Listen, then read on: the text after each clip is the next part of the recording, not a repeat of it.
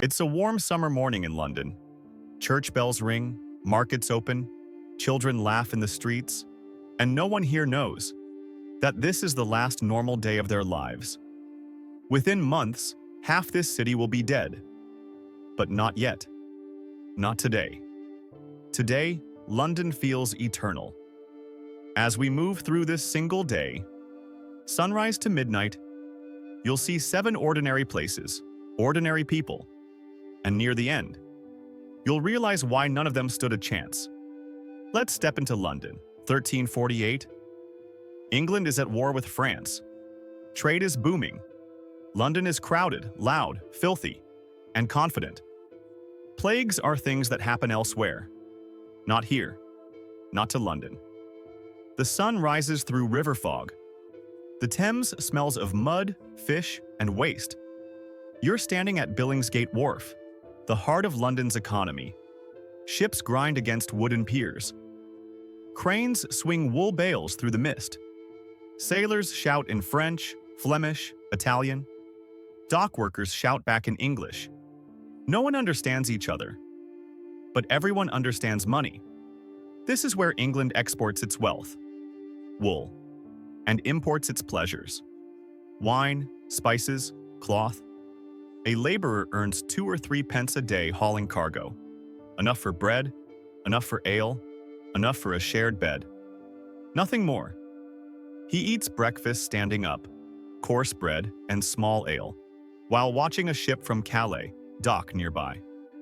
A sailor tells a story. People in France are dying. Suddenly. Horribly. Swollen groins. Blackened fingers. Dead in 3 days. The dock workers laugh. Sailors always exaggerate. Someone spits into the river. The Thames carries it away. Time to head inland. What if the danger didn't come from rats or fleas, but from this very river? Keep that in mind. Cheapside is already packed. Stalls crowd the street, each marked by hanging signs. A boot for the cobbler, a loaf for the baker, a fish for the fishmonger. Most people can't read. Pictures are enough. The street is narrow. So narrow that upper floors lean out over the mud below. You could pass a cup of wine from window to window without stepping outside. A baker's wife argues with a merchant. Bread prices are up again. War taxes. Bad harvests. She complains, but she pays. Everyone pays. Near the stocks, constables drag a man through the crowd. He stole bread. By noon, he'll stand locked in wood, head and hands exposed. People will throw rotten fruit. Children will laugh. Justice is fast and public. Fire buckets hang from every corner. London has burned before. Timber and thatch ignite easily. A town crier rings his bell. New taxes for the war in France. The crowd grumbles, but no one riots. Not yet. London fears fire and famine. It has no idea what disease can do. Now we step into a different London. Stone ground floors, timber above. Glass windows, rare, expensive. St. Paul's Cathedral towers nearby, its spire dominating the skyline. Inside, a wool merchant's family eats their main meal of the day. Roasted pork, white bread, spiced wine. Servants move quietly. Outside, beggars wait for scraps. The merchant reads a letter from Bruges. Trade is good, but something is wrong. Entire villages in Flanders are empty. Ports are closing. Ships aren't returning. He worries about investments, not illness. Plague is for the poor, for sailors, for crowded slums. Men with stone houses feel safe. They are not.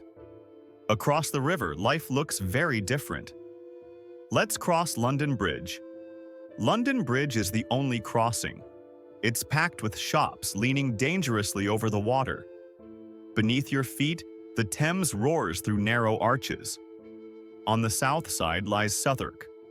Outside city law. Outside city respectability. This is where London hides what it doesn't want to see.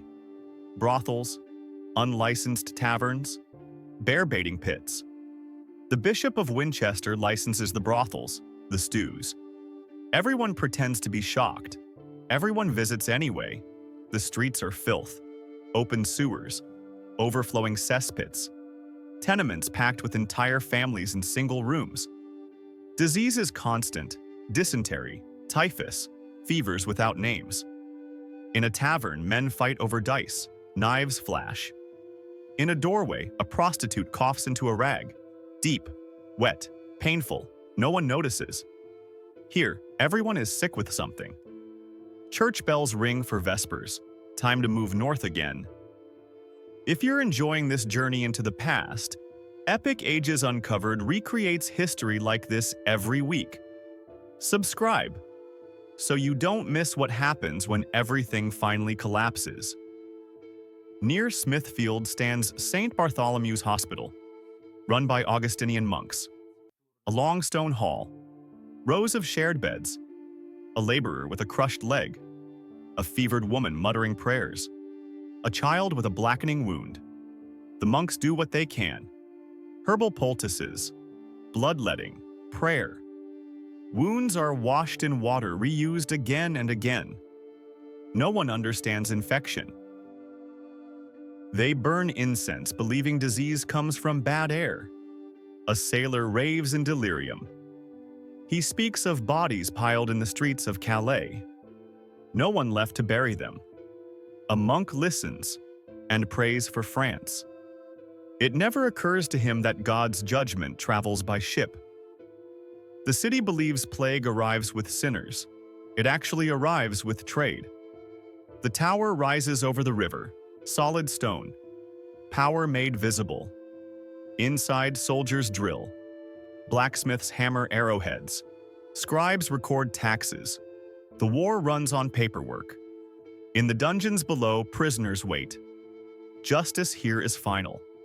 A messenger rides in hard from the coast. Reports of sickness in Channel ports, possibly even on England's southern shore. Officials debate. Close the ports, and London starves.